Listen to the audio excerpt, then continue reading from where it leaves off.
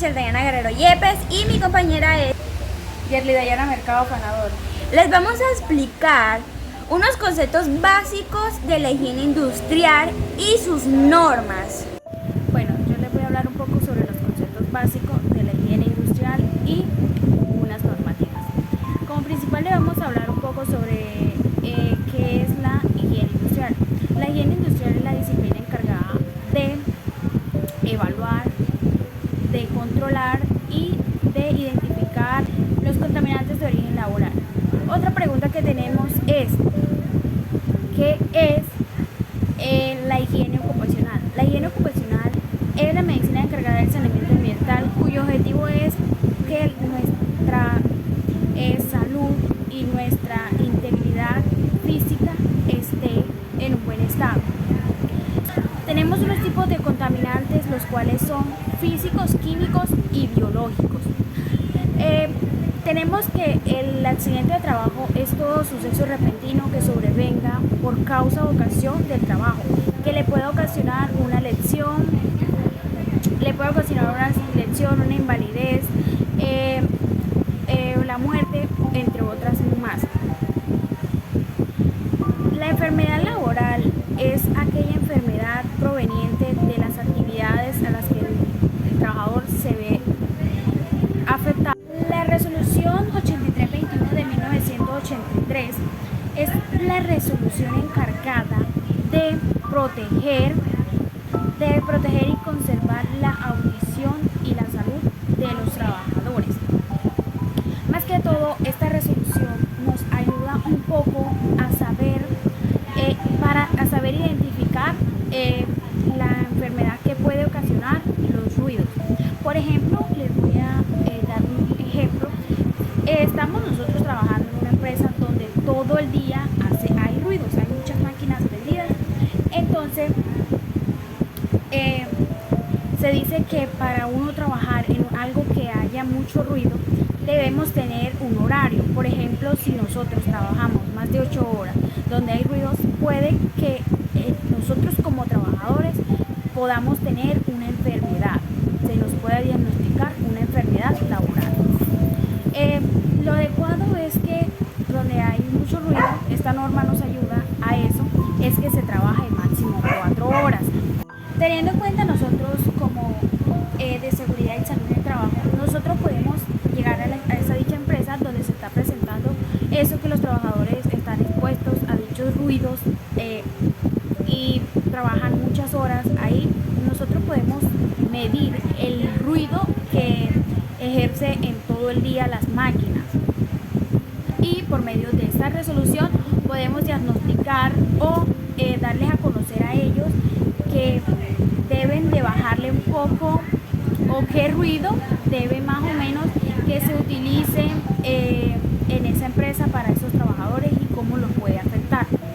Esta resolución también nos ayuda un poco a saber sobre los tipos de ruidos que hay.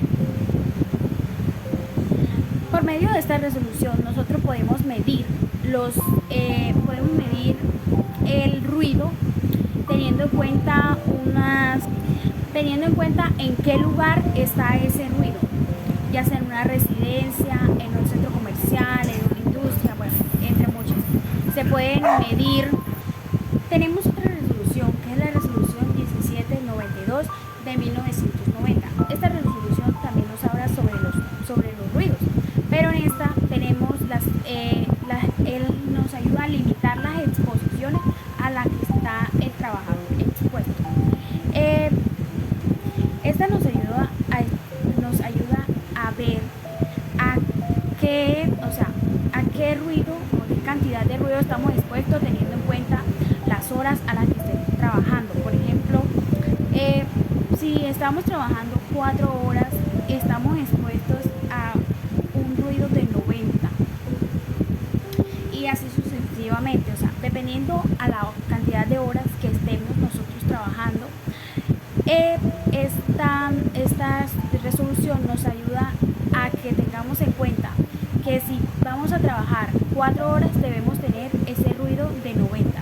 Si vamos a trabajar 2 horas tenemos que tener otro ruido un poco más bajo, o un poquito a eso estamos expuestos. Esta resolución nos ayuda un poco con las horas a las que el trabajador debe estar sometido y que él no debería de estar más de las horas de trabajo expuesto. O sea, deben haber límites para que el trabajador no vaya a presentar una enfermedad de largo plazo o que pueda perder al escuchar. Para prevenir eso, nosotros como de seguridad, nosotros podemos investigar y mirar el lugar donde ellos trabajan y medir para ver si los trabajadores están o no están en riesgo de una enfermedad laboral. Por otro lado, tenemos también una tabla donde se nos expone, donde se nos muestran las exposiciones a las que puede establecer un trabajador. Exposiciones que durante 4 horas nos dan como un porcentaje o sí a lo que puede producir el sonido y que uno puede como establecer o aguantar. Bueno, y por último, el decreto 1072 de 2015 en el capítulo 6 y nos dan 3 artículos, que tenemos el artículo del 1 al 4, si no estoy mal. Estos 3 artículos del 2, bueno, tenemos como libro 2, parte 2, título 4, capítulo 6 y artículo 1. También tenemos libro 2, parte 2, título 4, capítulo 6 y artículo 1. También tenemos el libro 2, parte 2, título 4, artículo 6, capítulo 6 y artículo 3.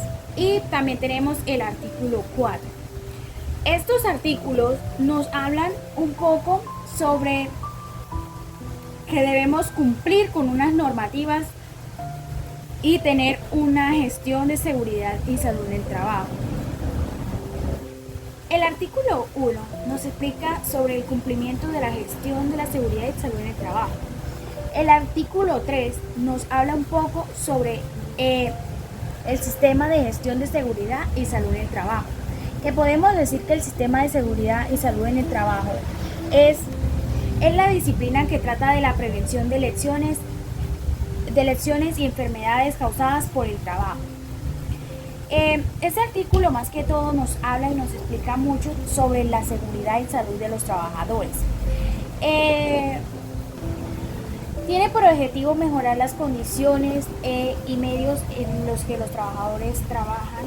En sí, los 3 artículos que mencioné al inicio nos quieren hablar sobre la gestión de seguridad y salud del trabajo, que debemos cumplir con todo lo que implementa la salud y seguridad en el trabajo, que como empresa que tenga la gestión y seguridad en el trabajo debe adaptarse al tamaño y las características de la empresa. Igualmente puede ser compatible con otros sistemas de gestión. En el artículo 3 también nos profundiza un poco, artículo 4 nos profundiza un poco más sobre el sistema de seguridad y salud del trabajo, que nos ayuda a cómo conocer, a cómo evaluar y controlar los riesgos que puede tener un trabajador o las enfermedades que puede contraer un trabajador. Este decreto más que todo se centra en mirar el bienestar de los trabajadores, de que se cumplan las normativas que están dichas por la salud y seguridad, para que podamos tener un ambiente sano en el que trabajamos. Ok, yo les estaré hablando sobre el decreto 1390 del 2018. Este decreto nos habla sobre las disposiciones relacionadas con los límites de exposición de las personas a los campos electromagnéticos generados por estaciones de radiocomunicaciones. Ok, el objeto del decreto 1370 de 2018 es establecer lineamientos para el despliegue de infraestructura de telecomunicaciones relacionados con el cumplimiento de los niveles de exposición de personas a los campos electromagnéticos. Ok, vamos a ver un poco en qué consiste este decreto. Primero que todo, este decreto aplica para personas naturales o jurídicas que sean responsables en la operación de redes o proveedores de servicios de telecomunicaciones que hagan uso del espectro radioeléctrico, cuyas estaciones de radiocomunicaciones generen campos electromagnéticos. Para aquellas personas naturales o jurídicas que trabajan con este espectro radioeléctrico, cuyas estaciones de telecomunicaciones generan campos electromagnéticos, la emisión de estas estaciones radioeléctricas no debe pasar su tiempo límite. Las personas naturales o jurídicas que trabajan con este espectro radioeléctrico, que pues en sus estaciones de radiocomunicaciones que generan campos electromagnéticos, son los encargados de mostrar el límite de emisión de radioelectricidad, ¿sí? Son los encargados de demostrar. Y si pues en llegado caso llegan a pasar, eso va a ser vigilado, o si en llegado caso no acatan o no trabajan como en realidad eso va a ser vigilado por el Ministerio de Trabajo. La metodología para la medición de los niveles de los campos eléctricos de las estaciones radioeléctricas serán definidas por la Agencia Nacional del Espectro. Ley 1562 de 2012 nos habla un poco sobre la modificación del sistema de riesgos laborales y otras disposiciones en materia de salud ocupacional. En esta ley nos habla sobre el concepto del Sistema General de Riesgos Laborales, que es el conjunto de entidades públicas y privadas, normas y procedimientos que son destinados a prevenir, proteger y atender a los trabajadores de enfermedades y accidentes que sean producidos por ocasión o por consecuencia del trabajo. Debo resaltar que esta ley 1562 de 2012 modificó ciertos conceptos. Un ejemplo de ello es que antes no se llamaba seguridad y salud en el trabajo, sino salud ocupacional, que no se llamaba Sistema General de Riesgos Profesionales, sino Sistema General de Riesgos Profesionales. Entonces la llegada de esta ley modificó todos esos conceptos que pues hoy en día se siguen. Ok, voy a hablar un poco sobre las afiliaciones. Las personas que pueden ser afiliadas en esta ley nos habla sobre el Sistema General de Riesgos Laborales, el cual nos incluye lo que es las afiliaciones, un accidente laboral, una enfermedad laboral, las sanciones y, lo que es conformado del Sistema General de Riesgos Laborales, quienes los pueden cubrir. Habla sobre las coberturas, que si hoy hubo una afiliación en una entidad, en la ARL, ese mismo día no tiene cobertura, sino al día siguiente. Todos esos puntos lo habla la ley 1562. Y pues cabe resaltar que pues, como dije primeramente, ella fue modificada y cambió varios conceptos, ¿sí?